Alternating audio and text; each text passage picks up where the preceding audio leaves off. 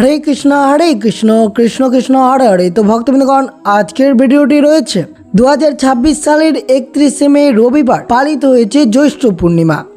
হিন্দু পঞ্জিকা অনুযায়ী অনেক সময় আমাদের বিশেষ বিশেষ তিথি ব্রত মল মাসের মধ্যেই পড়ে। মল মাসে তো সমস্ত শুভ কাজ নিষিদ্ধ, তাহলে জ্যৈষ্ঠ মাসের পবিত্র পূর্ণিমার ব্রত পুজো দান ধ্যান আমরা কিভাবে করব। যেহেতু এই শুভ দিনে অবশ্যই আপনারা স্নান যাত্রা বা সত্যনারায়ণের পুজো সব আপন নিয়মে করা যাবে, তবে একটাই শর্ত আছে, এই ব্রত করতে হবে নিষ্কামভাবে, অর্থাৎ ভগবানের কাছে কোনো পার্থিব ধন সম্পদ লাভের আশা না করে কেবল তার ভক্তি ও কৃপা লাভের আশায় এই পুজো আপনাদেরকে করতে হবে। ভগবান বিষ্ণু এতে দ্বিগুণ প্রসন্ন হবেন। এই জ্যৈষ্ঠ মাসের পূর্ণিমার সবচেয়ে বড় আধ্যাত্মিক তাৎপর্য হল মহাপ্রভু জগন্নাথ দেবের স্নান যাত্রা। স্কন্দ পুরাণ অনুযায়ী এই দিনটিতেই রাজা ইন্দ্রদ্যুম্নের সামনে ভগবান জগন্নাথ আবির্ভূত হয়েছিলেন, তাই এটি তার জন্মতিথি। এই দিন পুরীর মন্দিরে সুবর্ণ কূপ থেকে আনা 108 ঘোড়া সুবাসিত পবিত্র জল দিয়ে জগন্নাথ বলভদ্র এবং সুভদ্রাকে মহাস্নান করানো হয়েছিল। এরপর তারা হাতির রূপ বা গজবেশ ধারণ করেন। এই দিন প্রভুর দর্শন পাওয়ার অসীম ভাগ্যের ব্যাপার বলে মনে করা হয়। আর অবশ্যই এই জ্যৈষ্ঠ মাসের পূর্ণিমা তিথিতে ভগবান হরি বিষ্ণু বা মা লক্ষ্মীর আরাধনার জন্য সবচেয়ে উপযুক্ত সময়। এই দিনে শ্রী শ্রী সত্যনারায়ণের পুজো এবং ব্রতকথা পাঠ করলে সংসারে পজিটিভ এনার্জি বা ইতিবাচক শক্তির সঞ্চার হয়। তাই বিশেষ করে এই শুভ দিনটিতে অবশ্যই বট সাবিত্রী ব্রত পালন হয়ে থাকে, যেটি সধবা মহিলারা তার স্বামীর দীর্ঘায়ু এবং সন্তানের মনস্কামনার জন্য এই দিন বট সাবিত্রী অর্থাৎ বটের পুজো করে থাকেন। তো অবশ্যই এই দিনটি আপনাদের জন্য অত্যন্ত শুভ হতে চলেছে, কিন্তু বিশেষ করে আপনাদেরকে মনে রাখতে হবে এই জ্যৈষ্ঠ পূর্ণিমার দিন বাড়ি থেকে এই 5টি জিনিস কখনোই কিছুতেই এই শুভ দিনে আপনারা দান করবেন না। যে জিনিসগুলো দান করলে পরিবারে অমঙ্গল, দরিদ্রতা এবং চরম আর্থিক সংকট হতে পারে আপনার পরিবারের জন্য। তো অবশ্যই ভিডিওটি আপনারা শুরু থেকে শেষ পর্যন্ত ভক্তি সহকারে শ্রবণ করবেন। আর চ্যানেলে নতুন হয়ে থাকলে দয়া করে চ্যানেলটিকে সাবস্ক্রাইব করবেন, লাইক করবেন, কমেন্টে ভক্তি ভালোবাসা শ্রদ্ধা দিয়ে জয় শ্রীকৃষ্ণের জয় বা জয় শ্রী মা লক্ষ্মীর জয় লিখে দিতে ভুলবেন না এই শুভ দিনটিতে। অবশ্যই ভিডিওটি আপনারা শুরু থেকে শেষ পর্যন্ত ভক্তি সহকারে শ্রবণ করুন। 2026 সালের 31শে মে রবিবার পালিত হয়েছে এই জ্যৈষ্ঠ পূর্ণিমা। এই জ্যৈষ্ঠ পূর্ণিমা 12টি পূর্ণিমার মধ্যে সর্বশ্রেষ্ঠ। এই জ্যৈষ্ঠ মাসে অধিক মাস বা পুরুষোত্তম মাস বলা হয়, যেটিকে মল মাস বলা হয়েছে। এই দিনে শুভ কর্ম করা নিষিদ্ধ রয়েছে, বিশেষ করে বিবাহ, গৃহপ্রবেশ, অন্নপ্রাশন এইসব জিনিস এই মল মাসে অর্থাৎ জ্যৈষ্ঠ মাসে করা উচিত নয়। কিন্তু পুজো অর্চনা যদি করতে পারেন বা এই জ্যৈষ্ঠ পূর্ণিমার ব্রতটি পালন করতে পারেন, তা সমস্ত মাসের থেকে 14 গুণ ফল পাওয়া যায়। তেমনই যদি আপনারা এই শুভ দিনে পাপমোচন করতে চান, তাহলে অবশ্যই জ্যৈষ্ঠ পূর্ণিমার দিন গঙ্গা বা যে কোনো পবিত্র নদীতে স্নান করলে জন্ম জন্মান্তরের সঞ্চিত পাপ দূর হয় বলে শাস্ত্রে উল্লেখ আছে। জলের পবিত্রতা মানুষের মন আত্মাকে শুদ্ধ করে। বিশেষ করে এই জ্যৈষ্ঠ পূর্ণিমার দিন আপনারা তর্পণ করতে পারেন বা জলদান করতে পারেন, তাদের আত্মা শান্তি লাভ করে এবং পূর্বপুরুষদের আশীর্বাদে পরিবারের সকল অমঙ্গল ও বাধা বিপত্তি কেটে যায় বলে বিশ্বাস রয়েছে।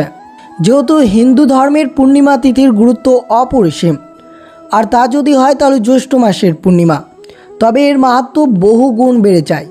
অনেকে এই দিনটিতে ভক্তি ভরে ব্রত পালন করেন, কিন্তু এই জ্যৈষ্ঠ পূর্ণিমার মাহাত্ম্য কতটা ঠিক এবং এই ব্রত পালন করলে আমাদের জীবনে কী কী পুণ্য লাভ হয়, বিশেষ করে মনে রাখবেন এই দিনটির মাহাত্ম্য কথা। জ্যৈষ্ঠ মাসের পূর্ণিমা তিথি ভগবান শ্রী হরির বিষ্ণুর অত্যন্ত প্রিয় একটি দিন। শুধু তাই নয়, এই পবিত্র তিথিতেই মহাপ্রভু জগন্নাথ দেবের স্নান অনুষ্ঠিত হয়। আবার এই দিনেই সতী সাবিত্রী যমরাজের কাছ থেকে তার স্বামী সত্যবানের প্রাণ ফিরিয়ে এনেছিলেন বলে পুরাণ শাস্ত্রে উল্লেখ রয়েছে। তাই আধ্যাত্মিক দিক থেকে এই দিনটি অত্যন্ত মহাপূর্ণ। এবার অবশ্যই শ্রবণ করবেন এই জ্যৈষ্ঠ পূর্ণিমা ব্রত পালন করলে কি কি লাভ হয়। প্রথমত, বিবাহিত মহিলারা যদি এই দিনে উপবাস থেকে বট সাবিত্রী ব্রত পালন করেন, তবে তাদের স্বামীর আয়ু বৃদ্ধি পায় এবং দাম্পত্য জীবনে সুখ শান্তি ভরে ওঠে।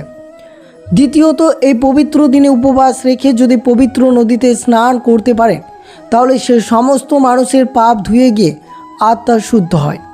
আর এই দিন যদি ভগবান বিষ্ণু ও মা লক্ষ্মীর আরাধনা করা হয় বা বাড়িতে সত্যনারায়ণের পুজো করা হয় তবে সংসারে কখনো অভাব আসে না, ধন সম্পদ ও সমৃদ্ধি সর্বদা বজায় থাকে। জ্যৈষ্ঠ পূর্ণিমার এই ব্রত আমাদের জীবনে কেবল পুণ্যই আনে না, মনে এক অদ্ভুত শান্তি এনে দেয়। তেমনই ঈশ্বরের কৃপা আপনার ওপর বজায় থাকবে। বিশেষ করে এই জ্যৈষ্ঠ পূর্ণিমার ব্রতটি আপনারা ভক্তি সহকারে ব্রতটি যদি পালন করতে পারেন তো শাস্ত্রমতে এই পবিত্র তিথিতে নিটল ভক্তি ও শুদ্ধ মনে ব্রত পালন করলে এবং ঈশ্বরের কাছে একনিষ্ঠভাবে প্রার্থনা করলে ভক্তের যে কোনো ইচ্ছা বা মনস্কামনা পূর্ণ হতে পারে এই জ্যৈষ্ঠ পূর্ণিমার ব্রত পালনের মাধ্যমে। যেহেতু পূর্ণিমা তিথি ভগবান শ্রীহরির অত্যন্ত প্রিয়, এই দিনে ব্রহ্মা মুহূর্তে অর্থাৎ পবিত্র নদীতে স্নান করে ভগবান বিষ্ণু এবং মা লক্ষ্মীর আরাধনা করলে, সামর্থ্য অনুযায়ী অভাবীদের দান করলে ভগবান তুষ্ট হন। বলা হয় এই দিনে স্নান ও দানে অশ্বমেধ যজ্ঞের সমান পুণ্য লাভ হয়। এর ফলে ভক্তের মনের সমস্ত সৎ ইচ্ছা বা মনস্কামনা পূর্ণ হয় এবং সংসারে ধনসম্পদ সুখ শান্তির কখনো অভাব হয় না। তেমনই এই শুভ দিনে আপনারা ভগবান বিষ্ণু এবং মা লক্ষ্মীর পুজোর আরাধনা করবেন, তা অত্যন্ত শুভ হতে পারে আপনার পরিবারের জন্য। আর বিশেষ করে শ্রবণ করবেন আপনারা এই জ্যৈষ্ঠ পূর্ণিমার দিন আপনারা বাড়ি থেকে কোন কোন জিনিস দান করা থেকে এড়িয়ে চলবেন, যে জিনিসগুলো দান করলে পরিবারের অমঙ্গল দরিদ্রতা লেগেই থাকে, তা অবশ্যই বিস্তারিতভাবে আপনারা শ্রবণ করুন। হিন্দু সনাতন ধর্মের দান করাকে সর্বোচ্চ পুণ্য কর্ম হিসেবে বলা হয়। দানেন শুদ্ধতি মন, অর্থাৎ দানের মাধ্যমে আমাদের মন ও আত্মা শুদ্ধ হয়। আর এই তিথিটি যদি জ্যৈষ্ঠ মাসের পূর্ণময় পূর্ণিমা, তবে সেই দিনের দানের বহু গুণ বৃদ্ধি পায়। কিন্তু আমরা অনেকেই না জেনে এমন কিছু জিনিস দান করে ফেলি যা আমাদের পুণ্য দেওয়ার বদলে অলক্ষ্মী এবং অমঙ্গল ডেকে আনে। শাস্ত্র বলছে দান শুধু দিলেই হয় না, কি দিচ্ছি বা কি উদ্দেশ্যে দিচ্ছি তা অত্যন্ত গুরুত্বপূর্ণ। তাই জ্যৈষ্ঠ পূর্ণিমায় কোন কোন জিনিসগুলো দান করা মহাপাপের সমান এবং তা কেন, তা বিস্তারিতভাবে শ্রবণ করুন। প্রথমে যেটি রয়েছে বাসি অন্ন। মনে রাখবেন আমাদের প্রথমে আলোচনা হচ্ছে অন্ন নিয়ে।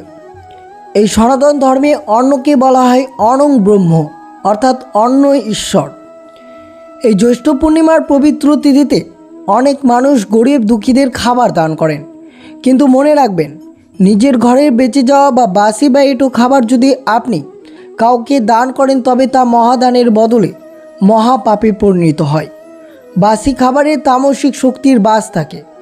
অভাবী মানুষটি হয়তো ক্ষুধার জ্বালায় তা খেয়ে নেবেন, কিন্তু তার অবচেতন মন থেকে যে দীর্ঘশ্বাস বেরোবে তা আপনার সংসার সুখ শান্তি নষ্ট করে দেবে। এটি পীত পুরুষদের চরম অপমান বলে মনে করা হয়। 2 নম্বরে রয়েছে ব্যবহৃত বা ছেঁড়া বস্ত্র। অনেকেই ভাবেন আলমারিতে পড়ে থাকা পুরনো কাপড়গুলো গরিবদের দিয়ে দিই পুণ্য হবে। শাস্ত্র বলছে এটি সম্পূর্ণ ভুল ধারণা। যদি আপনারা এই জ্যৈষ্ঠ মাসের পূর্ণিমাতে ব্যবহৃত বস্ত্রে আপনার নিজের শরীর অরা বা শক্তি জড়িয়ে থাকে, ছেঁড়া কাপড় হলো দরিদ্র ও নেতিবাচক শক্তির প্রতীক। এই জ্যৈষ্ঠ মাসের মতো পূর্ণিমার শুভ দিনে এই জিনিস দান করার অর্থ হলো আপনি আপনার নিজের দুর্ভাগ্যকে অন্যের ঘাড়ে চাপাচ্ছেন। ভগবান শ্রীহরি এতে অত্যন্ত রুষ্ট হন। দান করতে হলে সর্বদা নতুন এবং পরিষ্কার বস্ত্র দান করুন, তা যতই সাধারণ হোক না কেন। এই বিষয়টি আপনাদেরকে মনে রাখতে হবে। তৃতীয়টি রয়েছে ঝাঁটা বা ঝাড়ু, অর্থাৎ মা লক্ষ্মীর বিদায়। বাস্তুশাস্ত্রে ঝাঁটাকে সাক্ষাৎ মা লক্ষ্মীর স্বরূপা মানা হয়, কারণ এটি আমাদের ঘর থেকে নোংরা বা অলক্ষ্মীকে দূর করে। জ্যৈষ্ঠ পূর্ণিমায় মহাপ্রভু ও জগন্নাথ মা লক্ষ্মীর আরাধনা করা হয়। এই পবিত্র তিথিতে অর্থাৎ জ্যৈষ্ঠ মাসের পূর্ণিমা তিথিতে কাউকে ঝাঁটা দান করার অর্থ হলো আপনি আপনার গৃহে সঞ্চিত ধন সম্পদ মা লক্ষ্মীকে নিজের হাতের ঘর থেকে বিদায় করে দিচ্ছেন। এর ফলে জীবনে এমন আর্থিক আসতে পারে যা আপনি কল্পনাও করতে পারবেন না। তাই বিশেষ করে এই জ্যৈষ্ঠ মাসের পূর্ণিমাতে এই সব জিনিস দান করা থেকে আপনারা এড়িয়ে চলবেন। চতুর্থ রয়েছে তামসিক রঙের বস্তু, অর্থাৎ এই জিনিসগুলো দান করলে আপনার জীবনে অশুভ শক্তির আগমন হতে পারে। যেহেতু কালো রং হলো রাহু এবং শনির প্রতীক, যা তামসিক বা অন্ধকার শক্তির প্রতিনিধিত্ব করে।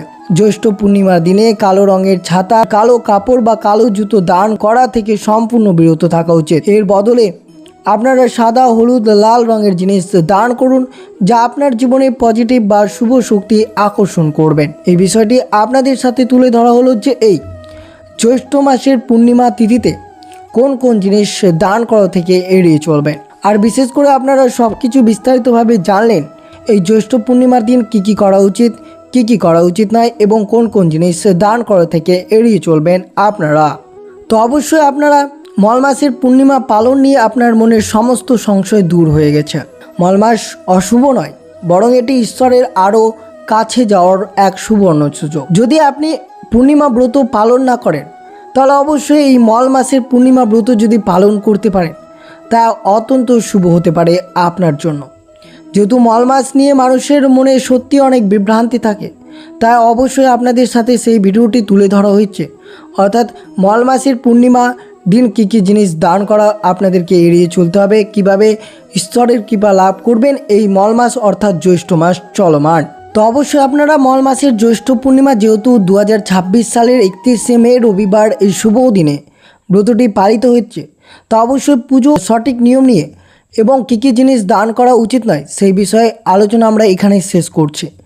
ঈশ্বর আপনাদের সকলের মঙ্গল করুন এবং আপনার সমস্ত ইচ্ছে পূর্ণ হন। আজকের তথ্যগুলো আপনাদের কেমন লাগলো তা অবশ্যই কমেন্ট করে জানাতে ভুলবেন না। আর অবশ্যই যদি চ্যানেলে নতুন হয়ে থাকেন তাহলে দয়া করে চ্যানেলটিকে সাবস্ক্রাইব করে দিতে ভুলবেন না এবং ভিডিওটি আপনার আত্মীয় ভক্ত বা বন্ধুদের সাথে অবশ্যই শেয়ার করে দিবেন। সুস্থ থাকবেন, সতর্ক থাকবেন। জয় শ্রীকৃষ্ণ, রাধে রাধে।